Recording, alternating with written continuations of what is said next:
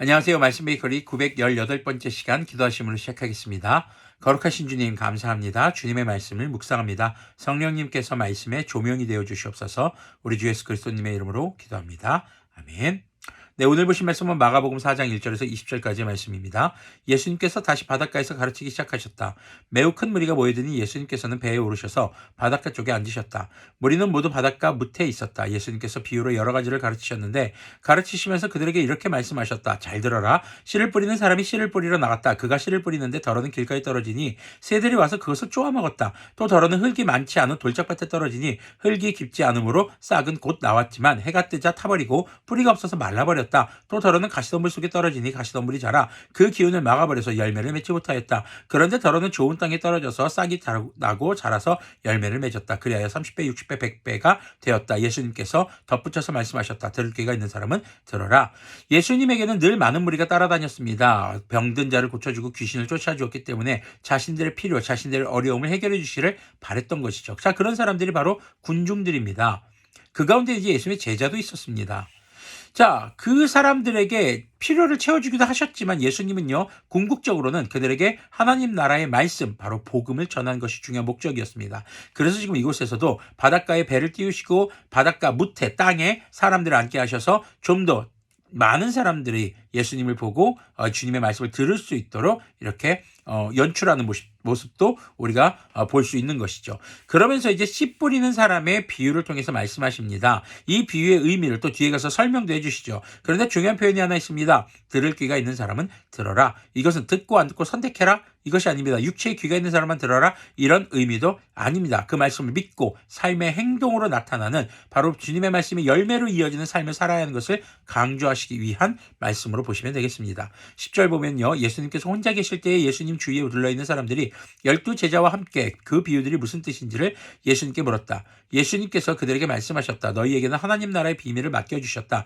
그러나 저 바깥 사람들에게는 모든 것이 수수께끼로 들린다. 그것은 그들이 보기는 보아도 알지 못하고 듣기는 들어도 깨닫지 못하게 하셔서 그들이 돌아와서 용서를 받지 못하게 하시려는 것이다. 바깥 사람들, 바로 하나님, 예수님을 믿지 않는 사람들, 심지어는 예수님을 배척하고 예수님을 모함하고 어제 말씀에서 바로 성령님을 회방하는 사람들이라고 우리가 볼 수 있겠죠.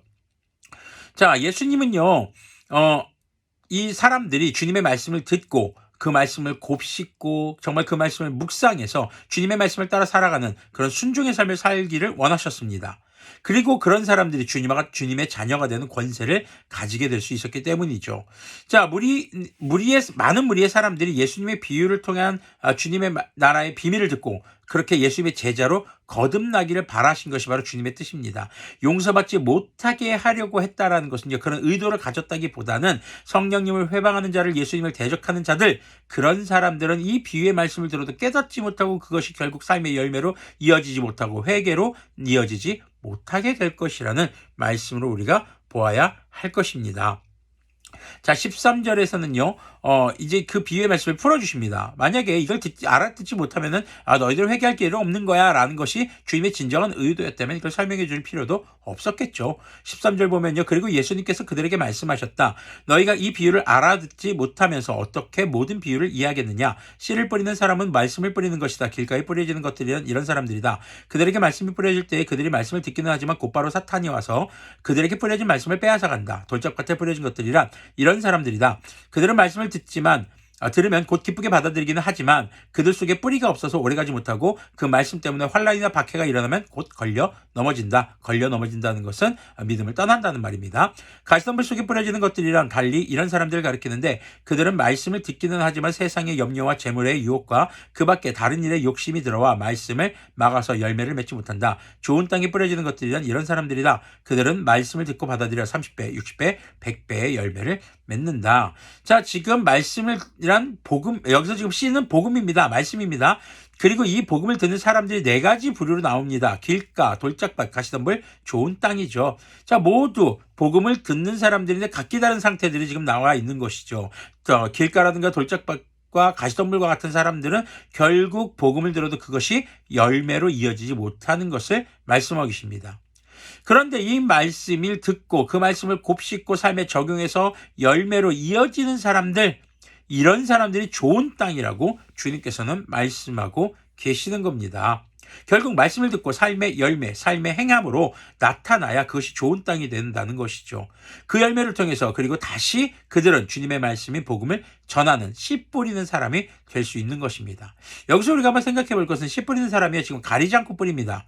사실 가렸다라기보다는 어디가 좋은 땅인지 어떻게 보면 겉으로 드러나지 않을 수도 있기 때문이죠. 그래서 씨 뿌리는 사람, 복음을 전하는 사람은 많은 사람들에게 뿌려야 하는 것입니다. 오늘 말씀을 묵상하면서 우리가 생각해 볼 것은 첫 번째, 우리는 들은 말씀을 묵상하여 열매 맺는 사람이 되어야 한다는 것입니다. 열매는 삶의 행동의 변화, 회개를 통한 변화로 나타나야 되는 것이죠.